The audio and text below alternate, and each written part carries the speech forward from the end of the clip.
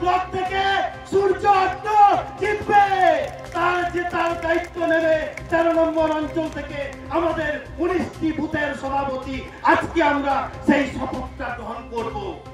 2026-এর বিধানসভা নির্বাচন সামনে, ইতিমধ্যেই প্রার্থী ঘোষণার ইঙ্গিত মিলল নারায়ণগড়ে।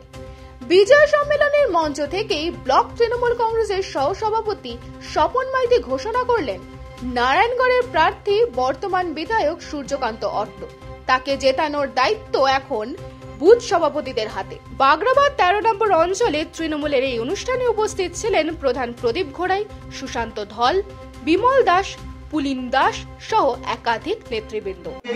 গোপন আতাত করছেন, স্বপ্ন দেখুন, স্বপ্ন দেখা ভালো, দিবা স্বপ্ন দেখবেন না বন্ধু। 2026 সালে মমতা বন্দ্যোপাধ্যায় চতুর্থবারের জন্য বাংলার মুখ্যমন্ত্রী হবে।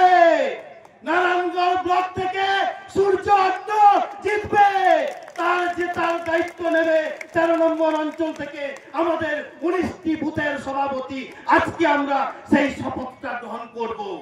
বড় বড় কথা বলা হচ্ছে, গোপন মিটিং করা হচ্ছে, সমস্ত বুঝিয়ে দেব। 2021-এ যেটা করেছেন, দেয়ালের উপর বসেছিলেন, তৃণমূল জেতার পরে দেয়াল থেকে লাম মেরেছেন। 2026 সালে সেটা করতে দেব না। 2026-এর নির্বাচনের রেজাল্ট বেরোনোর পর আমরা কিন্তু ইঞ্চিতে ইঞ্চিতে জবাব দেওয়া শুরু করব।